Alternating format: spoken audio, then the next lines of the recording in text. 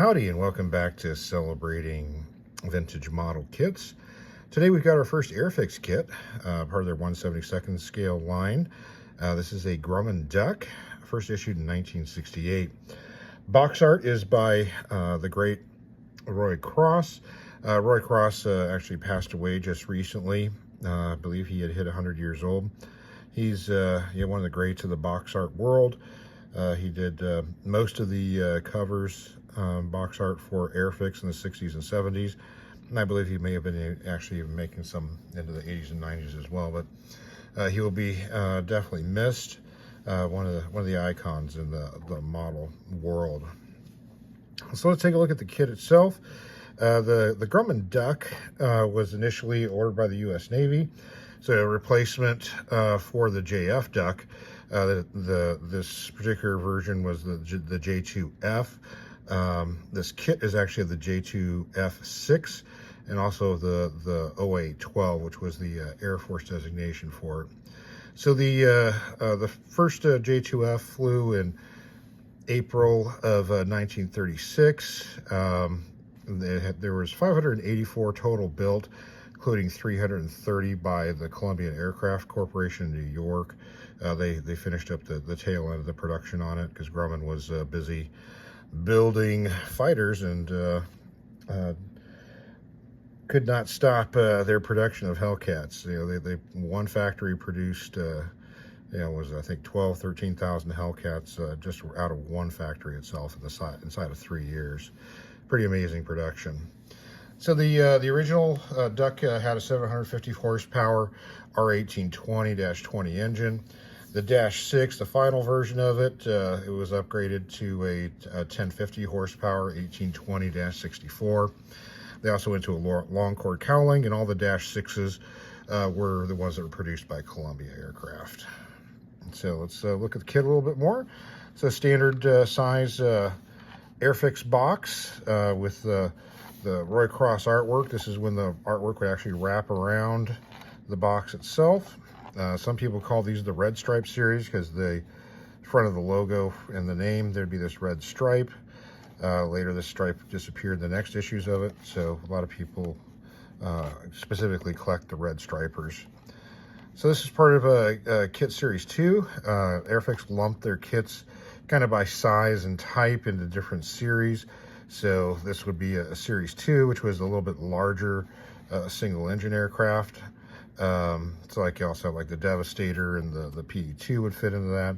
Then your series 3 would be your twin engine. Then your series 4 would be the larger 4-engine bombers and transports. Now on this side you got some more of the series 2 kits. It looks like Mosquito and Henschel HS-129 on the end. Your Airfix logo again, made in England. This kit sold for $1.29 back when it first came out in '68. It looks like.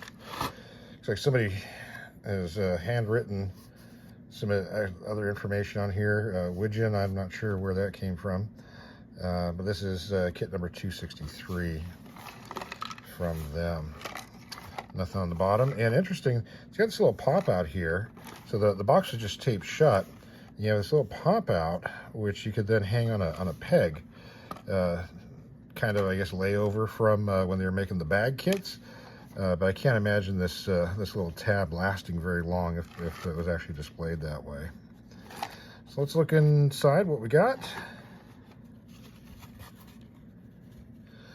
So the first thing we've got here is add here. And so it looks like a address above the label. In case of a complaint, you fill out this return slip.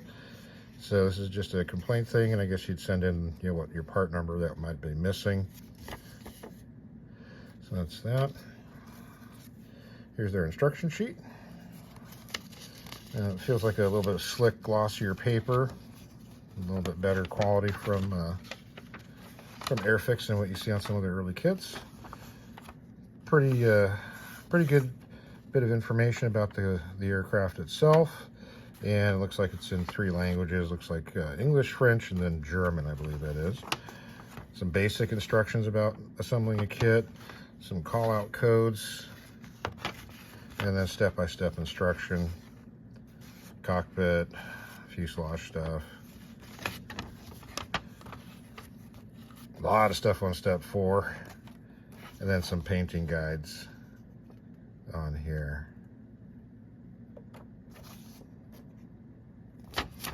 So pretty decent little set of instructions. And then let's get the decal set out and take a look at that. Yeah.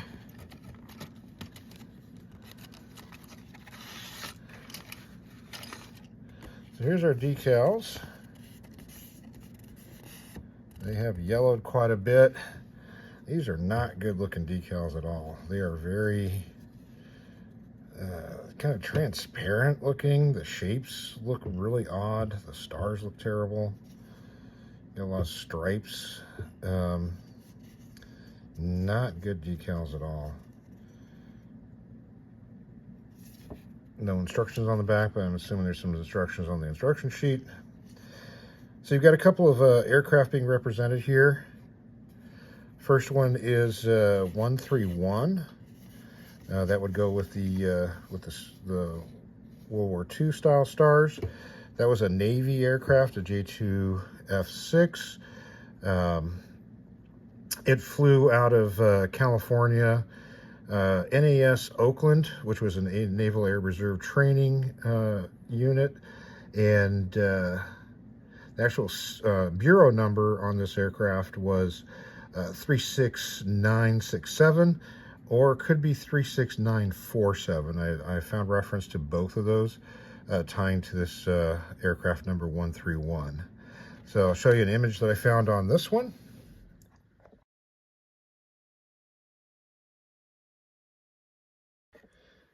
Now the second set of markings are pretty interesting. This is from an Air Force OA-12. That was the designation that the Air Force gave to the duck when it went into Air Force service. 1948, the Air Force requisitioned some aircraft from Navy stocks. This particular lot, they got 5 of them. They were drawn in 1948. They were overhauled by a company called Warner Robins AMC in Georgia. And then 5 of that group were assigned to the 10th Air Rescue Squadron. They were part of the Alaska Air Command, and they operated out of Elmendorf Air Force Base, and also out of Anchorage at Ladd Air Force Base. Or, I'm sorry, Elmendorf's in Anchorage, and then Ladd is out of Fairbanks. And so this aircraft didn't last very long. It ended up crashing on August 25th, 48 in Chicotna Lake, and the aircraft was stripped down to a hulk and left in the woods. Then a gentleman by the name of Lindley Ketchum, or Ketchum, recovered the aircraft between the period of 76 and 81. And he had an organization called Ketchum Air Service. Over the years, gradually restored it, and eventually it got to become airworthy. It was re-registered as N8563F. And then it was displayed and flown around for a while with the Alaska Aviation Heritage Museum in Anchorage near Lake Hood. It ended up having some minor damage on a landing in 2008. So again, didn't last very long. Then it eventually was sold to an unknown buyer in Wilmington, Delaware. And the registration expired in 2016. And it was struck off the U.S. Civil registration in 2018. So latest is that it's in storage and possibly, might be, put back to airworthiness again. So the box cover on this is representation of one of the paint schemes that this aircraft is believed to have had, and another paint scheme that it was in when it was actually crashed is in some of these photographs that I'm going to show you next. So here's a series of photographs of the aircraft when it was first made, or first reconditioned for the Air Force, and then also the crash, and then the recovery itself.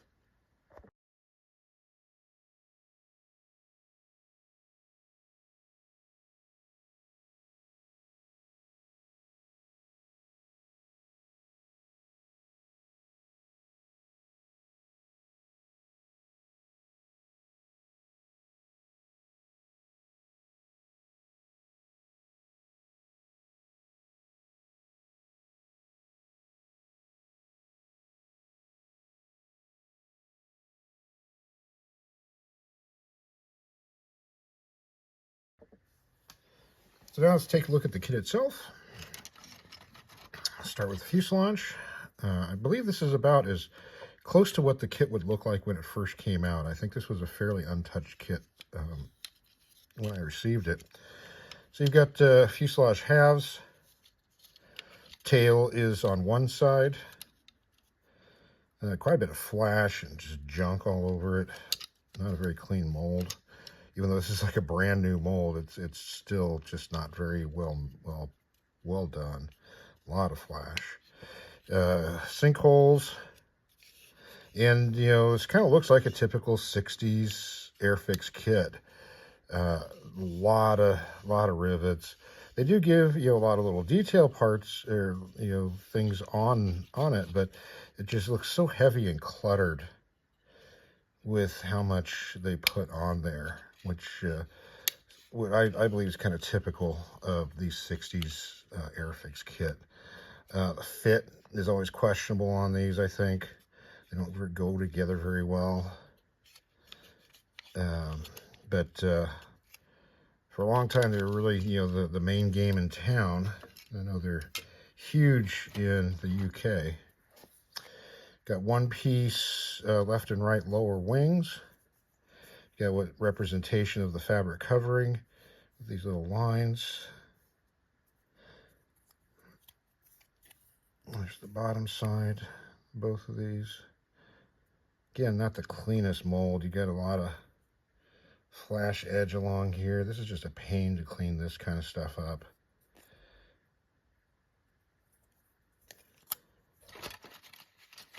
You got your top wing.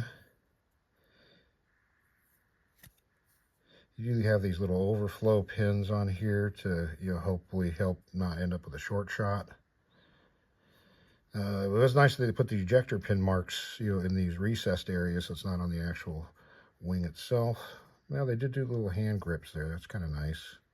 A little representation of some of the control surface parts. Formation lighting. That's not, you know, like I said, they do a lot of detail, but it's just so kind of heavy-handed. Here's your Airfix stand with the little Airfix logo on there. Got one sprue with one of the tails, the pontoons, outriggers.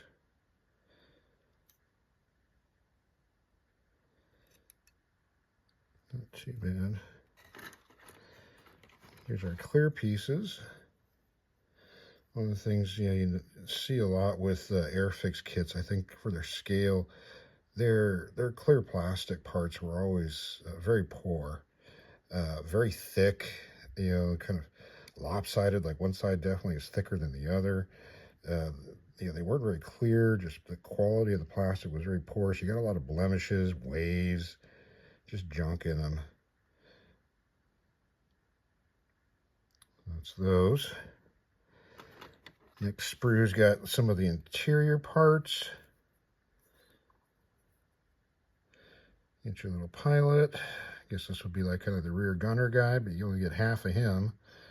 Got your tail gun, some of the other interior parts.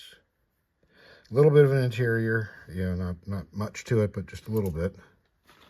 Not that you're going to see much through that canopy. And looks like some bombs, even though this aircraft didn't carry bombs. And then some of the struts, tail hook.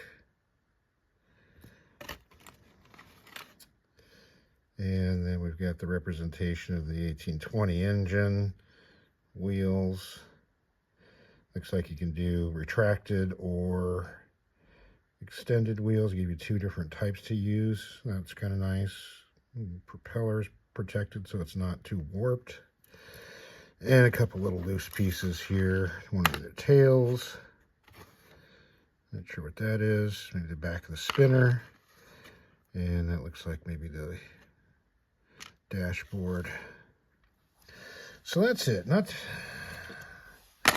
a bad kit, but typical of Airfix. If you like this style of kit, then this is going to be, you know, right up your alley. Not the worst kit in the world, but you know, I think leaves a bit to be desired. But, you know, it is 70 seconds, so how much can you do in 70 seconds during this time period at least? So, this kit was issued a few more times. Airfix reissued it again in 73, 75, 95, and then finally in 2012. This was before they started doing the Airfix Classics kits, I believe. So somebody who's coming along into the hobby shop in 2012 buying this, it looks like one of their modern kits, but they open it up and they get this. So I'm glad that Airfix has kind of cleaned up their act and are letting people know how old some of these kits are, because they're getting pretty long in the tooth. They're great for nostalgia builds. I enjoy, of course, building some of these old kits. But for, the average modeler who's just getting into this, doesn't really know a whole lot, really kind of suck to think you're buying a brand new kit, new mold and all that, and you open it up and you get this. So I'm glad Airfix is doing something about it. Some of the other makers, Revell, are kind of, I think, taking people for a ride and a little deceptive in what they're doing. So this kit was also put out by Lodella one time. Kind of interesting that they, kicked out an Airfix mold. That was in 97, and that one was produced in Mexican markings. So if you wanted a little bit of a different look on your duck, you can get yourself a Mexican duck from Lodella. So that's about it for today. If you've built this kit or any one of the other versions of it, you let us know in the comments section. If you enjoy Airfix, if you like some of the things that I pointed out, some of the things I think are kind of detriments, if that is part of why you like Airfix, make some comments on that as well too. So that's about it for today. Thanks for stopping by. Thanks for watching, and have yourself a great rest of the day.